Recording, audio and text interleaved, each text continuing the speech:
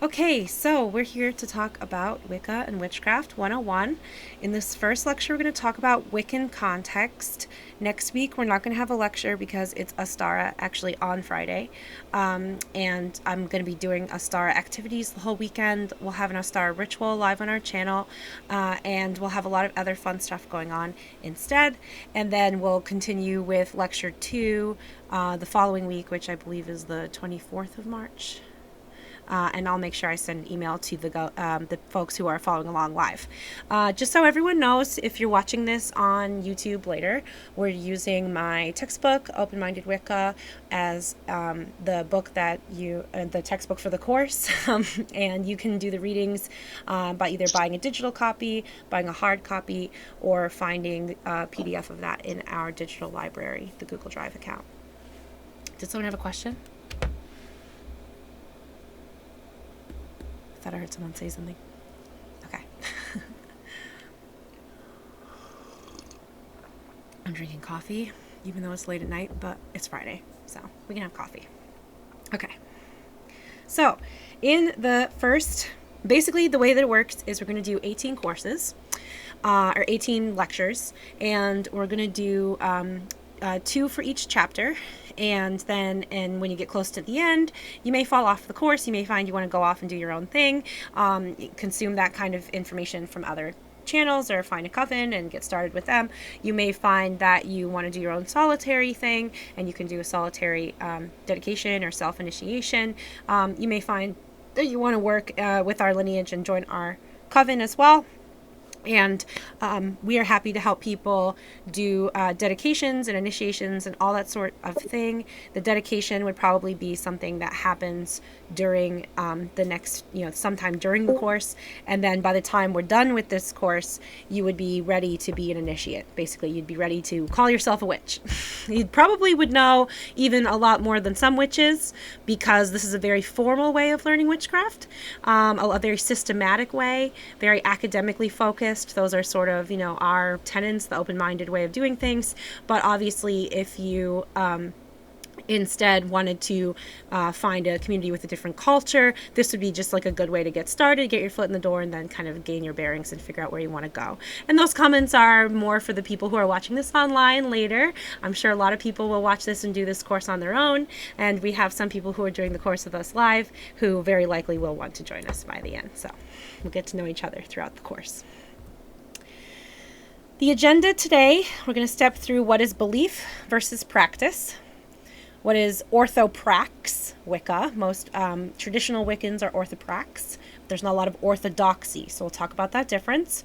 We're going to talk about the degrees and titles that you usually find in most Wiccan covens. And we're going to talk about the theme of secrecy, which you find a lot, as well as what it means to do a dedication or an initiation. So just some context. And if you're reading the book, that is the first half of chapter 1. And then the last section of chapter 1 is assessment of what deity is in a metaphysical sense. It has some Kabbalah. It's very good context. It's a little bit dense and hard to get through, so we're going to do that as its own class. So that'll be next week. So this one is just all of chapter 1 except for deity. Okay, so to start, belief is an acceptance that something is true, and you don't need evidence in order to believe it.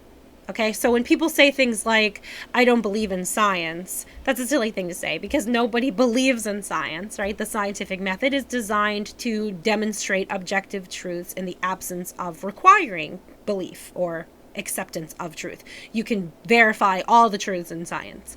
So beliefs are things that are subjective, that each of us has in order to give our lives purpose, to give us meaning and direction. And it's really important to have beliefs. It doesn't really matter what your beliefs are. It just matters that they make you happier, healthier, more functional.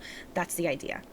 Now, practice is how you apply your ideas, your beliefs. How do you live in accordance with what you believe? Those are your practices. Okay, so if you're atheist, then and you don't believe in God and you don't believe in higher moral codes and you just don't think about it and you don't then that's your practice. Your practice is no practice. You know what I mean? So everyone has a belief or a practice of some kind. It's just, what are the nature of your beliefs, and that usually informs what the nature of your practices are. And this is an important distinguishment because Wicca and witchcraft are terms that are often used interchangeably, but they really mean different things because Wicca is the religion and witchcraft is the practice. So you wouldn't say that witches believe in spell work. I mean, you could say that. It's not false. But really, spell work is not something you believe in.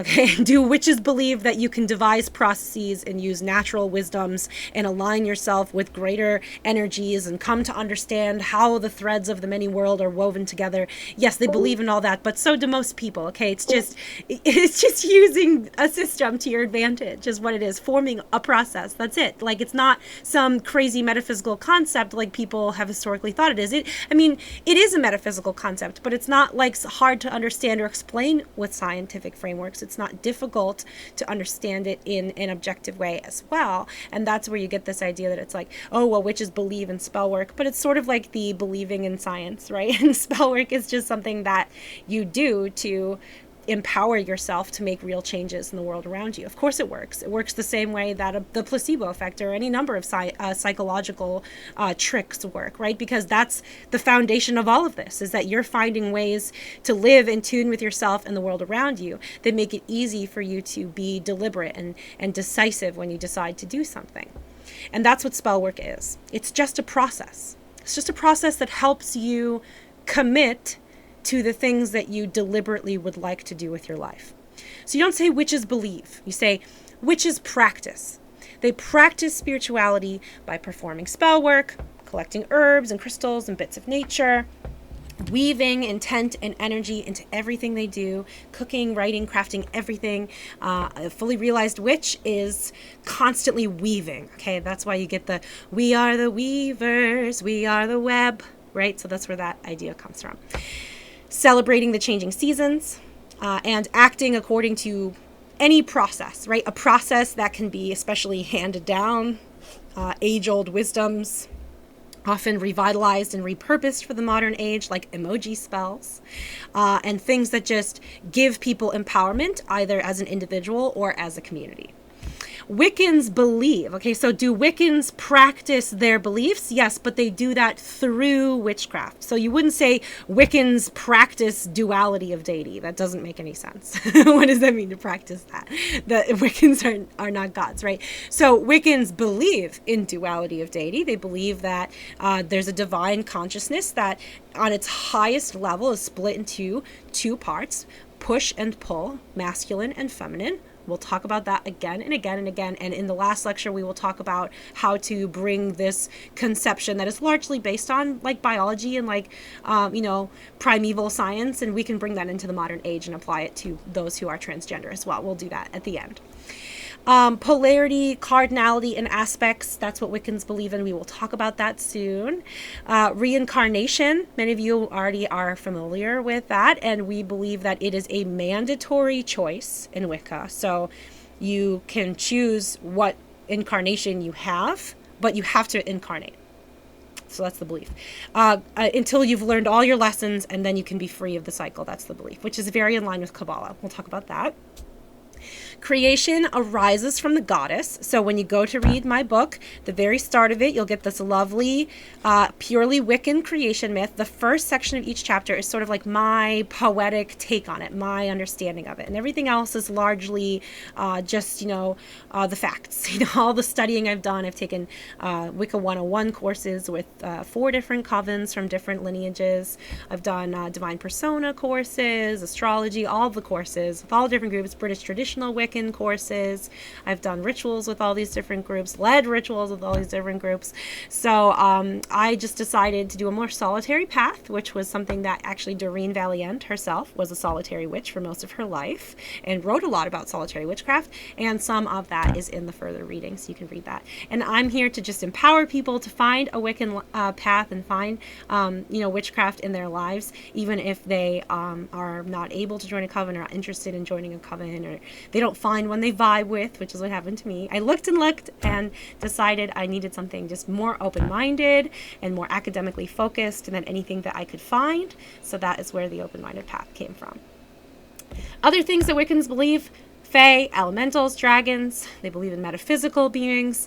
They believe in ghosts and honoring the beloved dead. And they believe in living in tune with the turning wheel. So not just celebrating the changing seasons, but using the changing seasons to inform their choices, their actions, their spell work, and all these other things. Not all witches are as big on astrology, especially ones that come from like brujeria, right? That's the word for witch in Creole, I believe. So there are sects of witchcraft that are not as big on the changing seasons because they're from regions of the world that don't have seasons as much, right? So that you'll see that variety. So there's lots of different kinds of witches, but Wicca was founded in the UK, so most of the dates and things that are written down go by Northern Hemisphere changing seasons, but you could adapt it to your own purposes, and that is one of the appendixes in my book, so we'll talk about that close to the end as well, crafting your own traditions.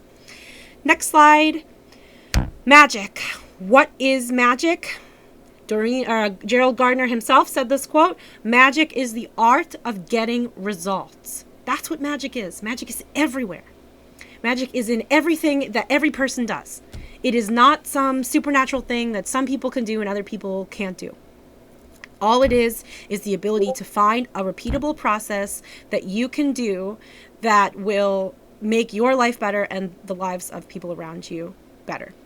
Not all witches are Wiccan, like we just said, but most Wiccans are witches. Most Wiccans do use witchcraft to practice their religion. I don't know any Wiccans that don't. I come the closest probably because I have a very Jewish belief, very Jewish influenced belief for a witch, but I don't do a lot of spell work for myself. I do a lot of chaos magic actually, which is kind of like bizarre, but that's what the open-minded path is about. It's like, just do whatever you want to do spiritually and don't ask questions, be authentic, right? But do it.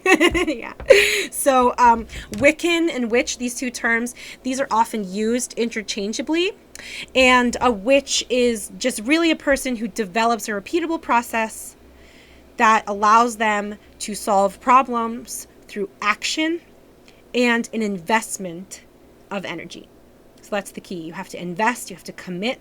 The spell work is all about motivating commitment to a change. And we'll see that as the course goes on.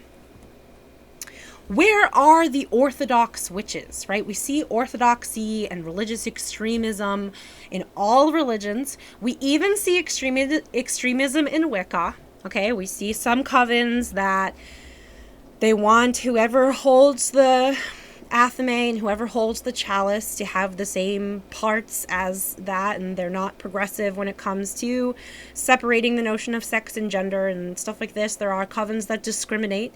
There are covens that only allow women. There are covens that only allow couples of heterosexual couples usually.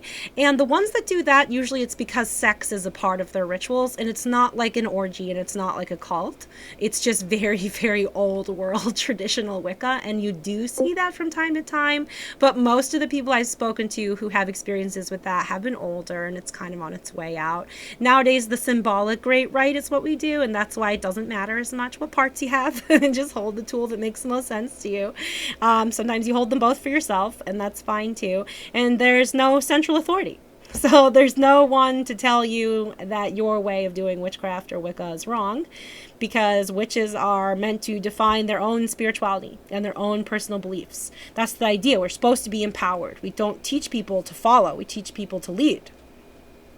So most covens have variations in belief. Within most covens, people have different beliefs. They may have patron deities they work with on the side that are just theirs, and different names they use in their own personal rituals. But the practices that they use, even in their personal rituals, are usually still very similar to what they would do in the public ritual if they're from one of these traditional lines like that are very strict with learning their way of doing things. That's why they're strict in it, because they're just like, we want you to be this kind of witch always forever, because they think it's safer, they think it's better, it makes it easier for them to keep the right energies in their covens, in their spaces. So they have a lot of reasons why that works for them. And, their attitude is, of course, their attitude is, well, if you want to do something differently, by all means, just do it somewhere else. So I live by the same philosophy towards them.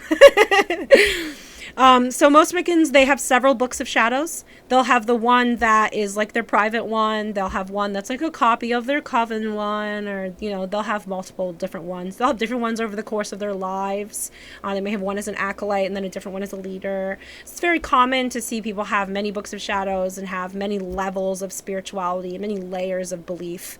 And it's not ever regulated or standard, even within covens. So there's no orthodoxy. Orthodoxy is a standard of belief. Everyone believes the same thing. In Wicca, that's just not the case. It's like herding cats. That's what people say. Getting Wiccans into ritual and getting everyone to share energy together is like herding cats. That's what the people say. It's true.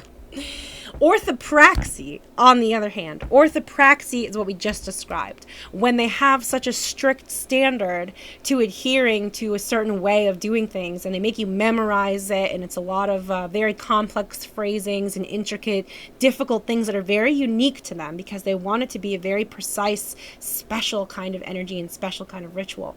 And then people have to memorize it and learn it, so they have to practice it a lot. It becomes like a muscle memory.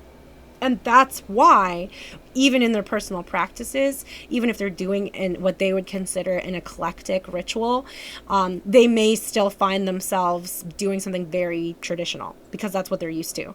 And that's called orthopraxy, where everyone in a coven or in a lineage, so that's many covens that all have the same way of doing things, when they all have like a sense for correctness of action or practice, and someone might be like, well, you're not doing this correctly. And it's like, well, there's not any one right way to do ritual, but there is one right way to do Gardnerian ritual or Alexandrian, because they have very particular ways of doing things.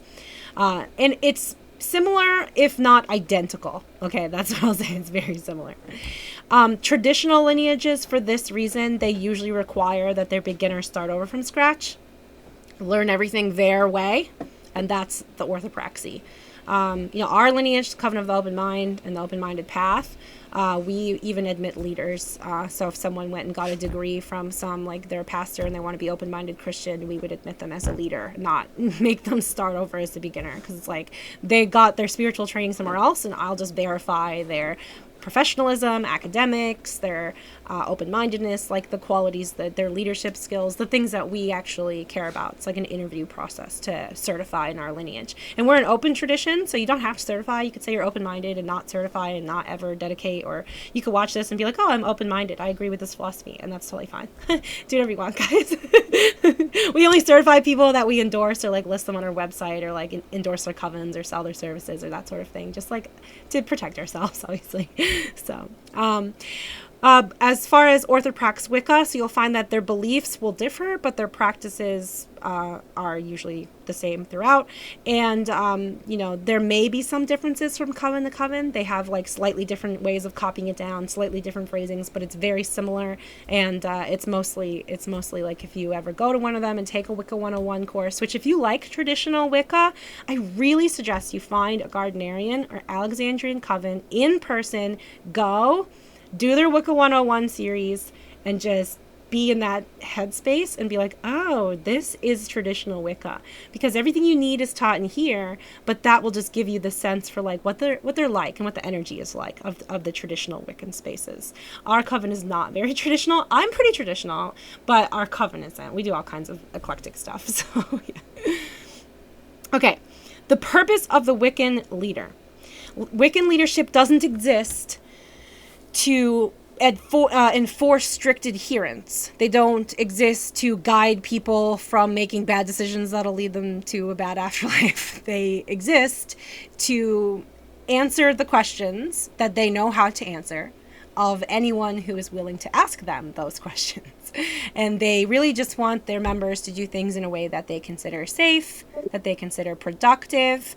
They want to make sure that one person's actions are not going to hurt an entire community. And they want to mediate between their members and keep that community space so that people have a place to go and be spiritual with each other and be intimate with each other and share experiences that, most spiritual experiences are very intimate. And this is why our lineage has such an emphasis on academics and professionalism, because when you put those things at the foundation of your spirituality, you find that it's easier to respect other people who have different beliefs and practices and even different morality and different codes of conduct. Like, we don't standardize anything, so this is not the place to be if you're afraid of being offended. Like, this is where you come when you want to be offended, because you can take it and make something from it, right? That's that's the open-minded path. So that's true open-mindedness, right? That's true open-mindedness is not saying you can't say that, but saying there's reasons why that's a dumb thing to say, and arguing with any person who'll say anything. And that's why, like, in our lineage, we emphasize this professionalism, but even still, there is always a component of intimacy. There's always a component of closeness. I feel like everyone in our coven is my family, like brothers and sisters or aunts and uncles or whatever the case may be. And we feel very close. And even when we fight and go off and do our separate things, we always come back to each other, because once you're in a coven, once you initiate with someone, you're bonded with them, like, for life. Like, you can go off and do other things, but you'll always just, like, feel connected to them, like, somewhere in the back of your mind, even if you never see them again. So joining a coven is a big process, a big deal, and you should be sure before you go to initiate in any coven.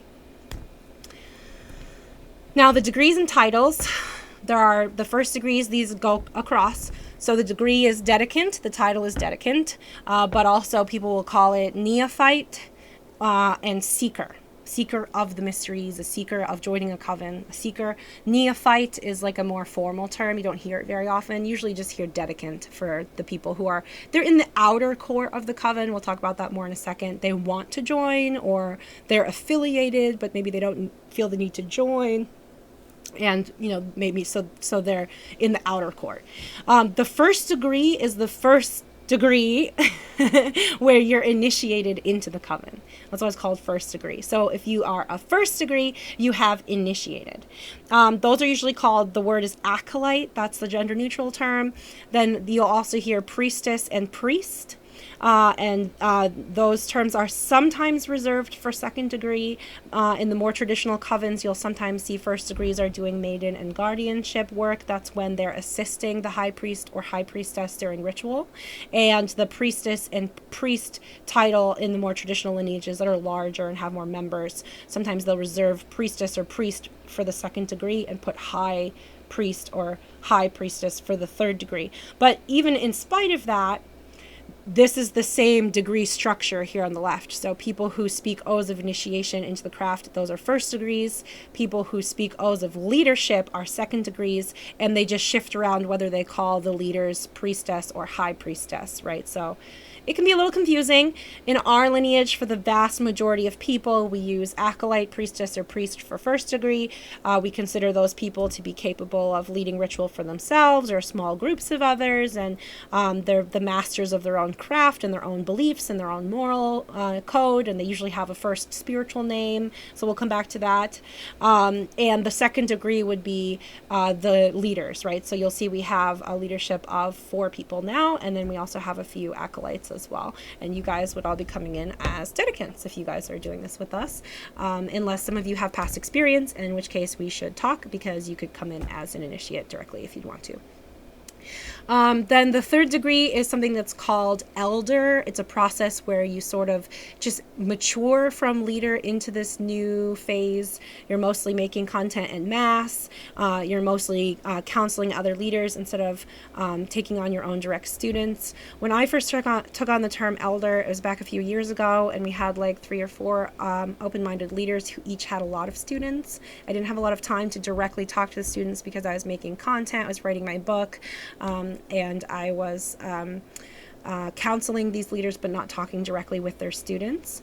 And then we had those people leave. Some of them formed their own lineages. Some of them fell ill and just like lost track and had to, give up being a leader altogether. And then we went a few rounds because I was having kids. That was difficult to keep up with students, where it took us a while to get our last round of leaders trained up. But it's worth it. They're great. They're great leaders, and they're going to be interested in taking students one day soon. But for now, I'm ready to take on new students. My current students are leaders. I'm starting over. So hello and welcome to the open-minded path.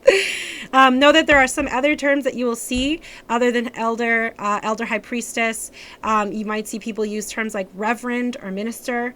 There are some Wiccan churches or Wiccan religious structures that resemble churches where they don't have degree systems and people don't initiate. They just come if they want to come, and the leadership is called by more generic terms that resemble Christianity or other common religions, and you may see that as well. And likewise, I have the note in here about how larger traditions will shift some of those down. Covens. What is a coven, right? So we talked about that. A coven is a spiritual family, a group of people that are bound together deeply and intimately. And it's less like going to a job interview when you try to do a coven, like even ours with the acolyte assessment. That's just to gauge a person's skills. It's not a test. It's not an exam. It's a worksheet. You use it if you're staying and you're joining our coven and you want to certify as you get towards the end and get your certificate and be a certified member, then you would be working on the acolyte assessment as a worksheet as we get towards the end of this course. And it'll guide you into mastering divination, mastering, some of the basic terms, and understanding our core beliefs, and understanding whether or not, you're meant for a path of power, or wisdom, or like what your own vibe is, and like just mastering yourself. It guides you through it. And once you complete the acolyte assessment, even if you complete it just for yourself and never submit it, that would really help most people feel like, okay, I'm a real witch, because look what I could do. This is what all the witches do, right? This is what all the witches can do. And I went and painstakingly learned what all the acolyte witches can do by trying to join all these different groups and getting to know them. And then ultimately either they decided or I decided it wasn't a good fit. So, it's a family. You may not be a good fit for every family. You have to have the right culture. They're all different. They all have different beliefs, discriminations, biases. They all have different, one of them I didn't want to join because I'm just too academic. Like, I did an astrology course with them and I was like, yeah, but what about planetary precession? Like, what about the fact that these dates are wrong and you guys don't know how to look at the sky? Like, does that not bother any of you? And they were like upset, like they didn't like hearing me talk about that, like even nicely. So I was like, okay, I can't ask you guys questions like this and then you just like get mad because you don't know the answers. You know what I mean? Like, that's not gonna work for either of us in the long run. So not academic enough. It's like they want to just read people. They don't care if the dates are accurate. They just use the astrology terminology and read people like empaths would. And I'm like, that's a respectable thing to do, but it's not really astrology, is it? Like, don't you need to know where the planets are? So they didn't like that. So I didn't get along with them, right?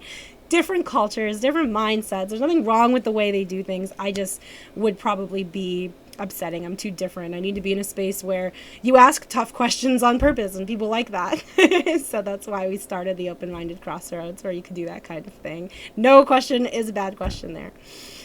So for most people, when you dedicate to a coven, you join the outer court. Okay, you join their outer sphere. We are an open tradition. So our outer court is like anyone who watches our videos on YouTube or joins in our rituals. I do chaos magic, which is like a timeless form of magic, and I shield our lineage with it. It's very strong, very hard to, break down if someone wanted to attack us. And I extend it out to everyone in our outer court, which is like just 10,000 people, and that's chaos. You can just do that with chaos. With normal shielding, there's like limitations, and you have to keep it to like a smaller number of people, so you could keep the shield charged, and maybe you guys all charge it together in spells or on a full moon. And that's why you see some covens have a much smaller outer court, a much smaller inner court. They guard their secrets well, and that's just because they're life practice, they're life magic practitioners, and they're very ordered, and they like to know who's in their outer circle, and it's just a different way of doing things.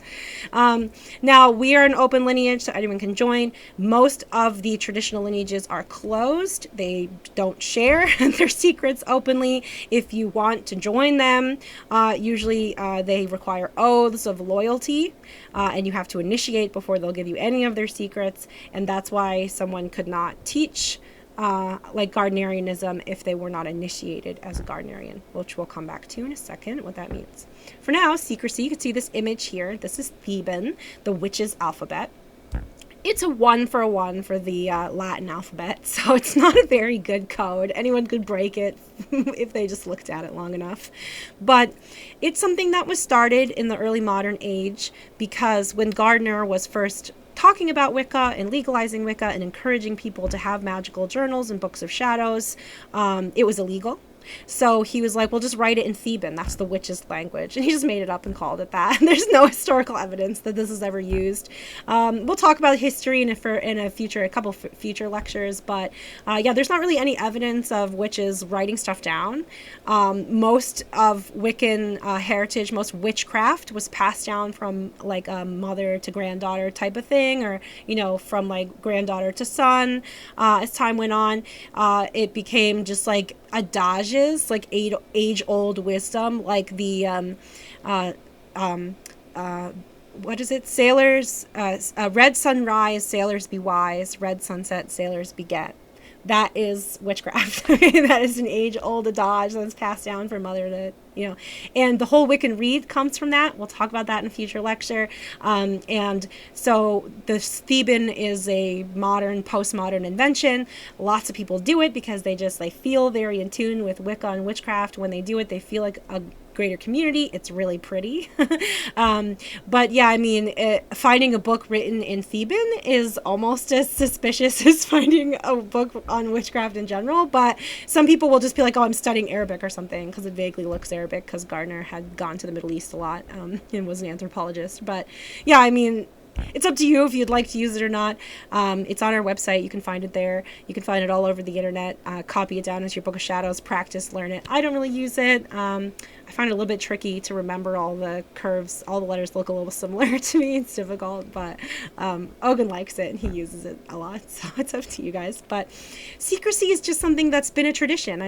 Even during the witch hunt era, even though it wasn't like particularly as extreme as people make it out to be, it was still a time of fear, and a lot of people were afraid of being labeled as witches, so they kept it private. They kept it quiet when they did things or discovered new wisdoms or new ways to do things, until they were sure it was like totally reliable, or like some famous court wizard was already, some like physician was talking about it and was like already doing that on mass, and it was like acceptable to do it, then they would start doing it as well. Like, treating fevers with willow bark is something that evolved to be acceptable and was no longer underground, and then now we have acetaminophen.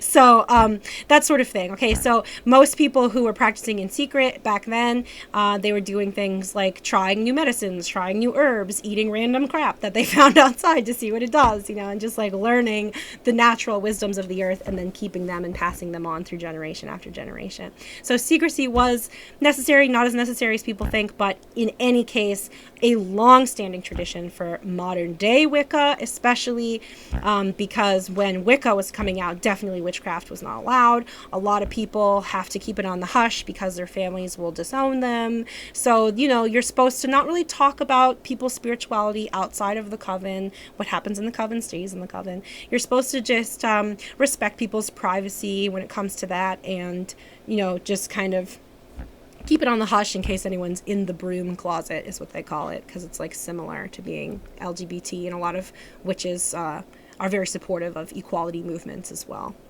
because of that similarity.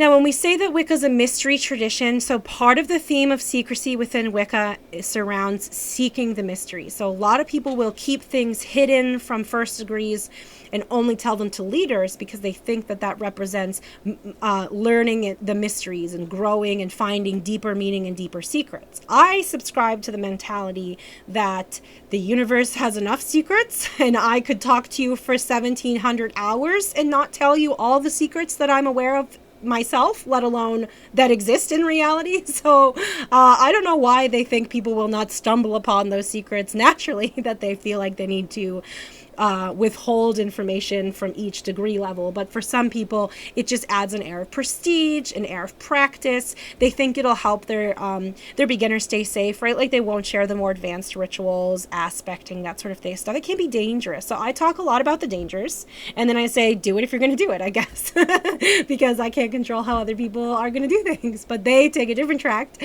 where they don't even let people in if they're not sure they're going to be safe and follow their methods. And that's why they're so strict and have strict adherence and do discrimination and all these other things that I'm critical of. So we're just different. But this is what it means to be a mystery tradition. It means that you're finding hidden meanings within ordinary experiences. Every single day you have experiences, you do things, you live, you go outside, you experience the world. Every day is a chance to learn something new about yourself, about the world, about your gods, about reality, about science, about religion, about anything at all. Okay? Every day is a new day. Every experience is a new experience. You should be trying to learn and grow and do and be your best self in every experience that happens. That is what it means to seek the mysteries. It means you're seeking hidden, deeper meaning in everything that you do. And that is the essence of Wicca. That is really the essence of Wicca. It is to seek the mysteries in everything. Once you feel like you're ready to dedicate to a Wiccan path, you're saying to yourself, yes, I want to be Wiccan. I am a witch. This is exactly it. And you're sure that's what you want to do.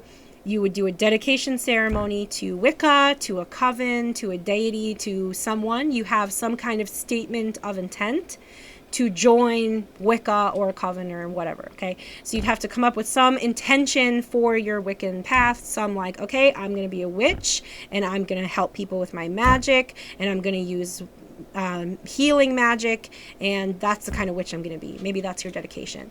And you write a dedication statement, and the statements are poetic. They're basically poetry. They can be prose, they can rhyme, they can be long, they can be short. You can chant the short ones, and it's really a kind of spell that motivates commitment to this new path, so that it's not just like, okay, I visited and then I fell off and now I'm still miserable. It's like, well, you found this path and you believed it's going to help you, so now you're going to dedicate to it. That shows your intent to follow this path, which will motivate you to follow through with it, which will bring you happiness in the end, because you'll have a religious practice, and religious practices are important. So that's the idea behind the dedication. And then the initiation is a binding agreement. It is an actual act of binding. It's a type of spell. We'll talk about it in a future class, what that means. But it means basically that you bond your energy with others. If you're just joining Wicca solitarily, probably that bonding will be to the god and goddess. It could also be to a specific archetype of the god and goddess, which we'll talk about. It could also be to a specific moral code. You could initiate into like the way of the warrior or something. You could initiate into a coven, and then you would be bound with the energy of that coven, and you would also, sort of just feel them with you for life. They're like your family. So initiation is a big deal. It's actual binding. It's actual spell work. Dedications are spell work too, but they're more like just, okay, I'm doing this for myself. Whereas initiations are like, now I'm part of something. So it's a little bit bigger. Why do people dedicate and initiate? We already talked about that, right? So you want to dedicate because you want to motivate yourself to continue on the path and not just fall off and then find yourself still miserable after you read a few books and then never put anything into practice. So the dedication is your way of saying, I'm going to put this into practice. I've read a few books and it vibes with me and this will make me happy, so I'm going to do it. Because that's what it is to be a witch. To be a witch is to say, this will make me happy, so I'm going to do it. That's how easy it is. And the classic question for witches is, art ready to suffer to learn? Okay, so Wicca in general is not a religion for followers. Magic is not for the complacent. People that want to just feel good about themselves and feel good about their choices and maybe form a connection with higher power, have some understanding of it or how it manifests into everyday life. That is like Christianity. That is like other religions where you go and sit and listen and people give you lessons and give you sermons and you learn. But in Wicca, not only are you learning from your elders, you're also learning to be the elders. You're learning to be leaders. You're learning to be empowered. And that's why our lineage only takes people that want to eventually be spiritual leaders along any spiritual path. And you can be in our outer court, you can dedicate, you can be open-minded and never have any intention. You can become an acolyte, never have any intention to become a leader, if that's what it is. But for the vast majority of people that join our coven, the coven of the open mind, most of them want to be spiritual leaders themselves one day. And that's just what it is to be a witch. And I suspect that if they wanted to be a traditional Christian leader, something that does not inspire their every member to be themselves a leader one day, they would not have come to us in the first place. So that's just what we're like here. Now in initiation, you utilize personal empowerment in focused, concentrated bursts. So it's it's not for the faint of heart. It's in Wicca, we have to be willing to accept the consequences of our actions. We have to be willing to own up to our mistakes, learn from them. That's why a Book of Shadows is a journal, and you write the outcome of the spells as well as the spell itself, so that you can change the spell, make it more effective, and grow over time. Dedication helps a person through the learning curve and stay motivated. And initiation keeps a person on their path even when it gets hard. Now they are a witch. So even if they go, I went 3 years and never did a moon ritual. I grew 2 babies inside of me and I did not feel magical, and I tried to do it. Sometimes I would sit and stare at the moon and just recite the chart to the goddess, which I memorized from saying it so many times. And I would just sit and just stare at the moon and say it to myself and just muse on how beautiful my mother in the sky is. But I could not bring her into my body or conduct a ritual. I just had too many out of balance chakras and things going on to be able to be a conductor for that kind of energy. So I went 2.5 or 3 years without doing ritual at all. And that's when I was writing this. That's what I was doing instead. I wrote this book, and I just was a hermit that stayed inside and wrote books because I couldn't do anything. But so that is, one thing to keep in mind, that when you're a witch, you go through ebb and flow. That is the natural nature of all things, and you can go and come back. So you can rededicate or reinitiate if you've already been a witch and you want to rededicate with us because you're coming to us again for a fresh and a new. By all means, you can rededicate as well. You can initiate, you can go off and do other things, come back and reinitiate, and all of that stuff is allowed. There's not really any rules. So you should just do whatever makes the most sense, whatever keeps you motivated and makes you feel spiritual and engaged in your spirituality. Some conventions surrounding initiation and dedication. One is the traditional year and a day. So that is 13 lunar months, plus which are 28 days each, plus 1 day. So a year and a day of lunar months is 365 days, which is the solar year. And that is the amount of time that people have conventionally spent at each level. Now it can differ. So, I'm solitary. I never really initiated. I dedicated into a couple different covens, worked my way up through their classes, got very close, or, spoke, very closely about joining, and then never did. So I did my own self-initiation as an acolyte, and I did my own self-initiation as a leader to the goddess Ninlil, which is very conventional to choose an aspect of deity when you become a leader. And I spent a lot longer than a year from when I became a witch and I first dedicated to when I rededicated with the Gardnerian Coven I almost joined. And then it was still another couple of years after that until I properly initiated, and then a couple of years after that until I decided to initiate as a leader. All this time studying and going to different courses and different covens. So definitely it can take longer than a year, especially if you're not learning in a conventional setting and you're doing solitary learning. With our course, it it should take a year, less than a year.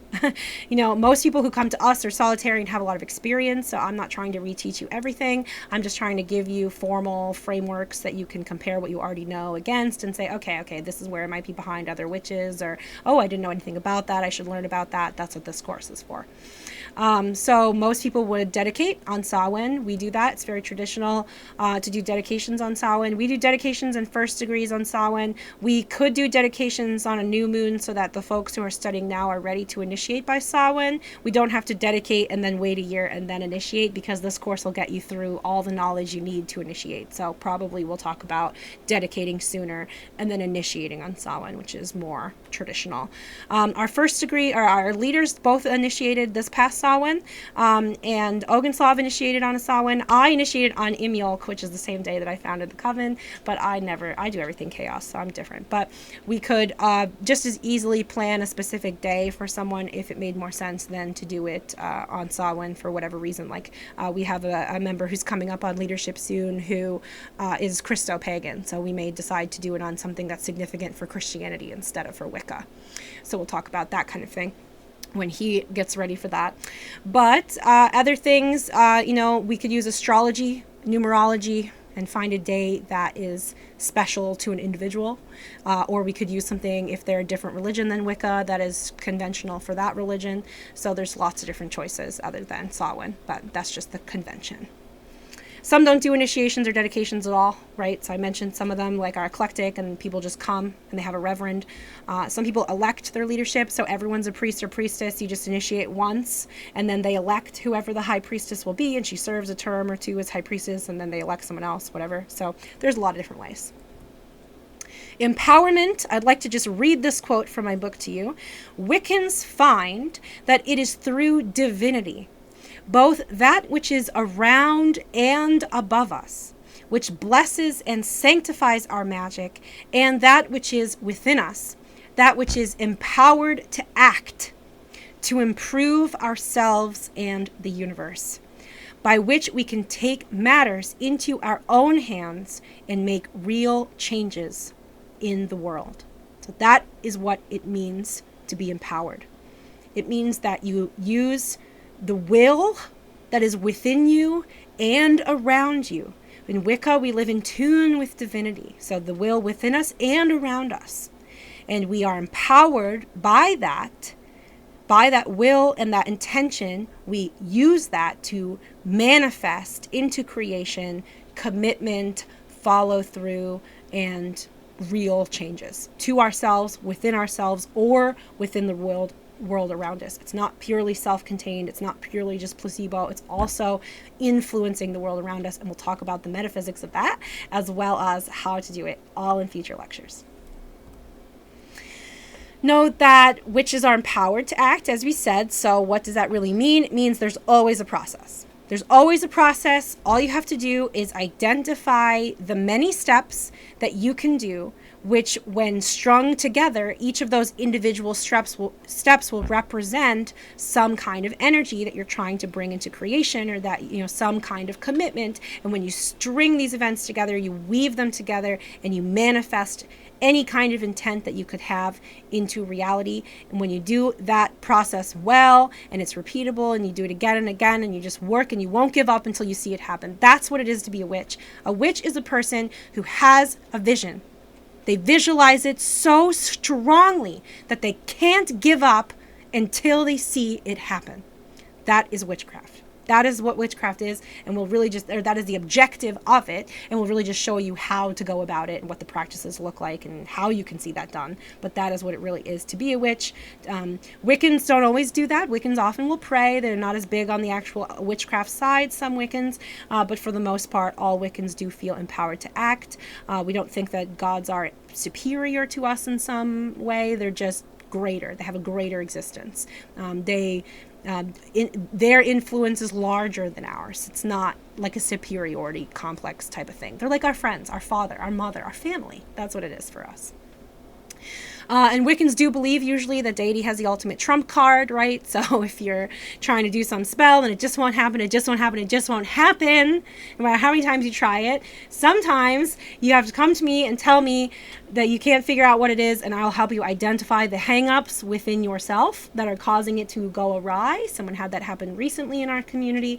Sometimes it's because deity has some reason that you cannot understand, that it's just not what you really want, or it's not in your best interest, and sometimes you have to just find a way to drop it or change the way you're going about it, change your approach. Often divination helps with that, and that's what we mean when we say deity has the ultimate trump card, that if it's just not meant to be, it's not going to be no matter what we do. But if we do nothing, it definitely won't be, right? That's the idea. So here are some of the abilities and responsibilities of each level. We've already talked about this, so I won't get into it too much. You can always flip through these slides on our website, covenoftheopenmind.org. And there's a page just for the Wicca 101 course. I'm working on getting an easier link for you guys to use, but it's under the courses tab. So if you just go to courses, you'll find Wicca and Witchcraft 101, and you can watch the videos, you can flip through the slides, you can see a lot of the questions that are in the book at the end of the chapter. You can see those on the website as well. The different abilities and responsibilities, like we've kind of discussed, dedicants are learning. They're trying to get to know the coven. You know, their responsibility is to keep anything that they do learn, kind of be discreet and keep it to themselves. And they're trying to learn basic herbs and crystal associations. Acolytes are practicing performing spells. They're performing divination, maybe even on behalf of others. They may be leading parts of rituals. They're masters of their own craft.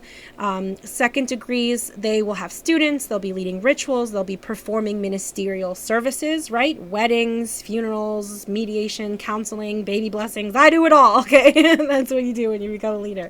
So they are not just masters of their own personal craft, but they are also masters of either, their lineage or of their personal craft well enough that now they can teach it. Now it's reproducible and they can pass it on.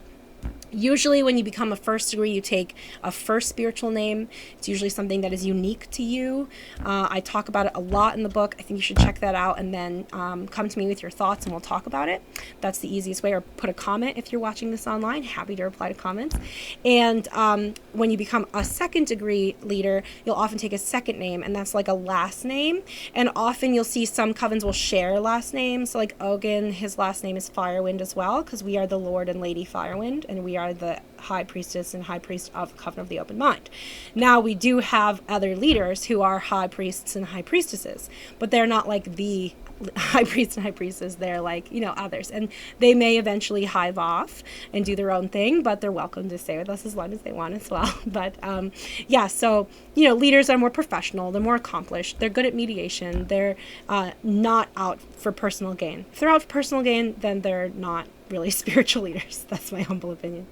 Then the third one, that's the level of elder. The elders usually have a third name. The third name is something that is often not shared with people. Nobody knows mine. Often it's said that it'll give you power over someone. It's if they vibrate it, they can really understand your energy, or maybe even influence you on an unconscious way. So a lot of people keep their third name private, and you won't ever find out what it is. And we will talk a lot more about the different names and what you might take and when you might take them as we approach the end of this course.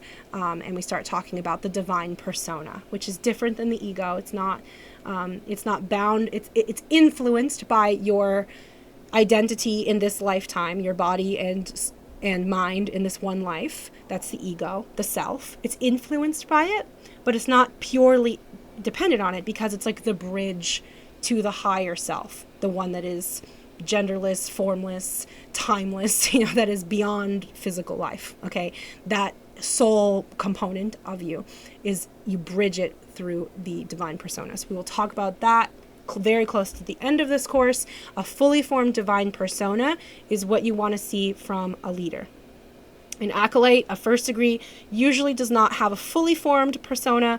It's mostly formed. They're sure they're Wiccan. They've got their magical name. They've got a symbol. They know what crystals and herbs they like to do. They've got a book of shadows with lots of spells and rituals and quarter callings they could refer to on a moment's notice. They might be doing divination for people or rituals for people, that sort of thing. But they're not like masters yet. They don't know what deities they work with necessarily. They don't know if they want to be called High Priestess or Lord or Lady or whatever sort of thing. So that's the kind of thing that they would still be mastering as they cross that line. Last thing we're going to talk about is hiving off. Hiving off is what a leader does when they decide to form their own family. So that's just like in a home setting. You have kids who grow up and get old and go off to college and then go live on their own and have kids and do their own thing, right? So hiving is exactly just the growing process, but for spiritual families. And anytime that someone has hived or they have trained 13 or more leaders, usually 13 or more leaders within their same tradition, but it just depends. That person is usually called a witch queen or witch king, and they're like the matriarchs of whole lineages. Like I learned Gardnerianism from a witch queen who lives in America, who's a witch queen of Gardnerianism. So she's trained like dozens of leaders to be Gardnerian witches. So I learned from like the heart of Gardnerianism, which is why I managed to get such good insight on traditional Wicca, even though it wasn't really something for me. Okay, end of this lecture. The homework this week, if you're following along, I am going to put these in the classroom tonight or tomorrow morning. You will be able to respond to the questions there, and I can grade your answers because they do have correct answers, most of them. They're short answer, most of them, and some of them are multiple choice. The correct answers are in a teacher's guide, or they come with one of the larger hardcover copies of my book. My cat is sitting on my book, so I can't pick it up and show you. But yeah, so some people will have the answers to the questions in the back. If not, I'll coach you and give you the correct answers and that sort of thing in response to you submitting the assignment in the course, the Google Classroom, which you can get the link for on our website, covenoftheopenmind.org. Click on that courses link, and then you'll find it in there. The reading that goes along with this course is going to be, I need my book, you cat, get off of it. He's a big fat cat. The reading for the course is going to be just the most of chapter 1, and then you do half of the chapter 1 questions. It's questions 1 through 13. The exercises at the end of the chapter as well are things to get you started practicing Wicca, and you should do those if you're a beginner and you're doing this as a beginner course. And we do the first 3 exercises, and do feel free, I'm going to put each of them as a separate entry in the Google Classroom. Do feel free to submit your answers or your experiences so I can reply to you. You can also email me with your experiences, covenoftheopenmind@gmail.com. You can put it on Discord. We have a channel for the book club and for courses, so you're welcome to put any reactions to this or to the book in our Discord server. That's probably the fastest place to hear from me. If you ever want to hear from me, you have a question, messaging me on Discord in our Open Minded Crossroads server is the fastest way to talk to me in real life. So you should join our community if you're interested in that, and you can find the link at openmindedpath.com. I will put all of those in the descriptions for the people watching this on YouTube. And there are other things at the end of the chapter you may want to read. And these are the classic authors. Okay, so here at the end of chapter 1, you're reading Doreen Valiant's Natural Magic. She's considered the mother of modern witchcraft and wrote most of the original phrasings for the Wiccan Rede and the Gardnerian Book of Shadows. She pretty much wrote all of that. Gardner was like a raving lunatic. He was like a madman until she came along and organized his thoughts for him. So that's probably why she's considered the mother, right? He's the father, she's the mother. The Farrars, the Witch's Bible by the Farrars, they are the two probably best students of Alexander Sanders, right? I think that's his name, Sander Alexander. I say it backwards, but Alexandrianism, because yeah, Sanders, he never really spoke, or he gave lectures, but he never really wrote. He wasn't a writer, so he didn't really write about Alexandrianism. So the Farrars are the source of that. Then there's Charles Gottfried Leland's Aradia. I have you reading that one. Aradia is kind of like full of Christian hate, so if you are not interested in that, you could skip it, but it is a classic author. Buckland is the one who brought Wicca to America, and he brought a traditional sect that he was taught by Gardner and Gardner's students, and he brought Wicca to America and called it Sayax Wicca. We'll talk about the different lineages later. Scott Cunningham, he wrote Living Wicca and Wicca, which are 2 great books if you are trying to do solitary Wicca. And then Starhawk, who was writing in the 80s, she's probably the last of the classic authors who like founded the whole essence of Wicca in the modern age. So we're reading her Spiral Dance. We're also reading a few other things by Gardner, a few other things by these authors we'll see pop up. But if you want a really complete study, if you're trying to become a leader of your own tradition, your own lineage, you're watching this for those reasons, you're going to want to read all these things. You're going to want to have a copy of those books on your bookshelf. So yeah, just go crazy and buy some over the course of the next few months probably, but you can follow along with that. Now I'd like to open it up for the folks who are joining us live. If you guys have any questions that you'd like to ask here while we're on the line, we can do that, and I can edit them in, or we can do questions on the Monday discussions, which are not going to be recorded, whichever you guys prefer. Hey Lucia. Did you guys have any questions or comments or feedback about any of that? This whole part here at the end we could cut from the video, so you don't have to share you guys asking questions if you don't want to. What do you think? Is this format going to be good? Do you like it? So let me see some of these questions. Where can I see the slides? I will get them posted to the Coven website. I sent you guys an email with the link. I'm going to send another email because that link actually doesn't work. But you just come to covenoftheopenmind.org. Click on the course you want to see, in this case, Wicca and Witchcraft 101. And if you scroll down here, you'll be able to watch the videos and the slides. You don't have to download them. Just click on the lecture you want. And, this usually highlights with which one you're looking at. So that's broken. I have to fix that. And you can flip through it. So right now it's just the placeholder, but it'll be all the slides once I upload them. And I'm going to put the link to the YouTube video once I post it on YouTube. And you can also see the questions that are at the end of the chapter that are related to this section, as well as the exercises. So if you don't have a copy of the book and you're not really reading it, you can still try to learn these things just by doing some Google search. I'm just trying to empower people. You can find a copy of our book in our digital library. The link to that is this Google Drive icon at the bottom. Let's make sure that works. Yep. And then it's in Wicca. And then I know, Frankie, it's almost dinner time and you're hungry. Here it is, me, Lady Firewind, Open Minded Wicca. So you can get a PDF of the book if you don't have the money to buy it, or you don't want to buy the digital copy either, or whatever, for whatever reason. I just want people to be able to learn more than anything. So. The further learning are the additional readings that you might want to do. And like I said, these are all copies of books you may want to have on your bookshelf, except maybe this one. I don't own a copy of this one, I don't think. No, wait, I do, but it's terrible. I don't know, it's really outdated. It's really full of Christian hate. It's written in the 1800s, so what are you going to do? But it's worth it to own a copy of this one. It's worth it to own a copy of this one also. And I think it's worth it to own a copy of this one. But hey, I use my own book like a reference. I'm constantly flipping through my book. I flip to the timelines at the end of the book, the end of chapter questions at the end of the hardcover. I flip to those questions all the time in my teacher's manual. It's very useful. And for people who are teaching the course, they can also make scans of these questions, and they can scan the book if they get the teacher manual. So just trying to empower people. Anyway, let me see what the other questions are. So that's where you find all of the stuff online. Let me turn off the recording